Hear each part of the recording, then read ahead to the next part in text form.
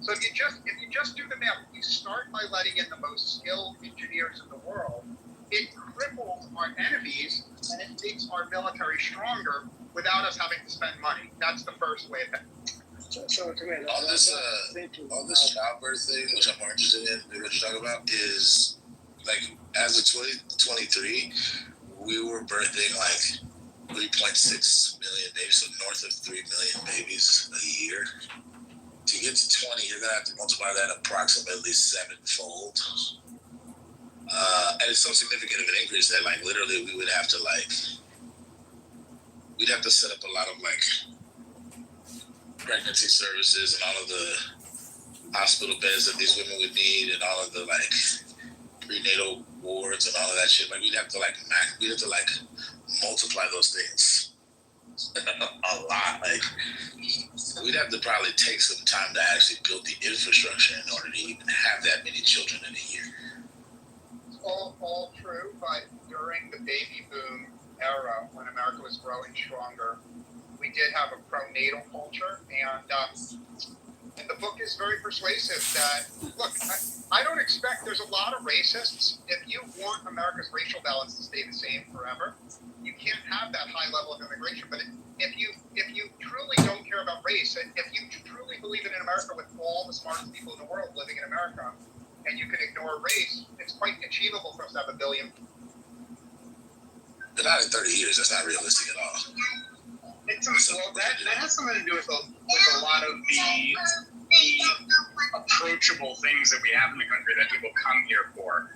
I'd be interested to think, Tamara, what would be your thought process on our higher level institutions requiring citizenship or naturalizations for attendance? That would actually open up more opportunity for citizen students to attend these higher education institutions, and also pull in more of those high value new patriots from other countries that were like, hey, you can go to Harvard, you can go to Yale, you need to be naturalized or a citizen or a child of, as opposed to bringing in people from the Emirates, from Europe, who are coming here, getting that school, and then bringing that knowledge or that mental equity that they're getting from our country and bringing it back to those other countries.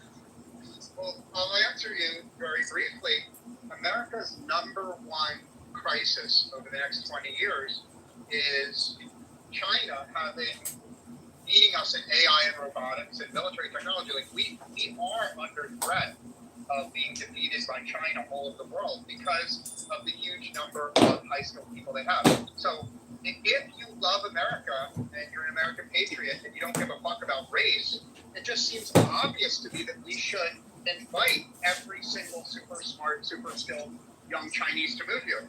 And imagine if the 200 million smartest young Chinese engineers all left China and moved here, like China would be fucked and we would be safe from them defeating us. Now, on the other hand, if the racists win, make no mistake, the racists want to let in no Chinese immigrants.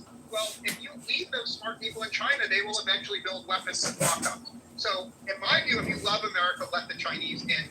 And then after you let the Chinese in, start thinking about letting in lots of other smart people. And in particular, prioritize immigrants who are smart from countries that may become our rivals.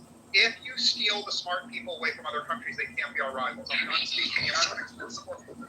To counter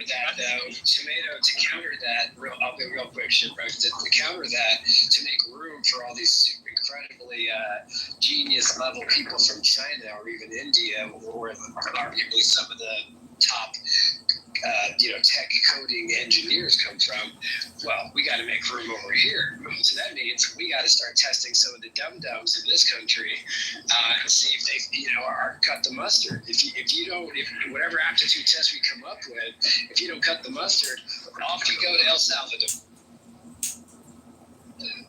Well, you say that as a laughable thing, but I think high school students should absolutely be able to pass the same test at immigration. People who have to come through the immigration process too.